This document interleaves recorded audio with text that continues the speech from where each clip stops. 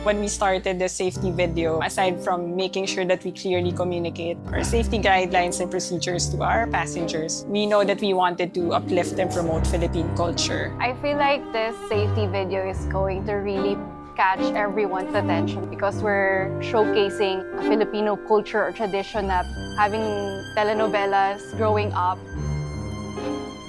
We really showcase here the beauty of our culture, the beauty of our nature, and also the beauty of our country. Si Anton dito, farmer, so kailangan medyo matikas din. So nag-workout din. Nanood din ako ng some telenovela na medyo related din sa kwento. So, para medyo naman maramdaman ko din yung character ko dito. Pag-play mo ng kontrabida, ang dami mong pupuntahan eh. Pwede mo siyang gawing masama, sobrang sama, or pwede mo siyang gawing masama na merong konting puso. So ang ginawa ko dito as Diego, masama siya pero meron siyang konting puso. Love towards Luisa, ang kanyang kababata. The production team, the directors, the script writers, I think they made it easy for us. It allows us to not have to think too much that we need to blend it. Given that this is Philippine Airlines, we wanted to show the heart of the Filipino even through the design.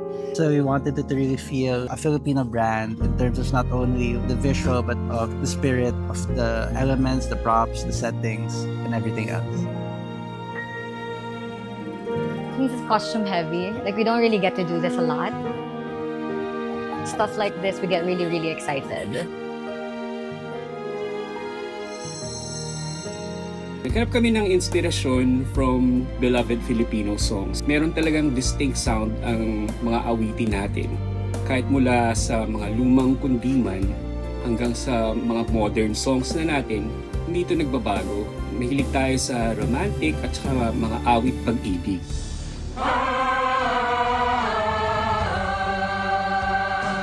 Because nothing says true love like care that comes from the heart.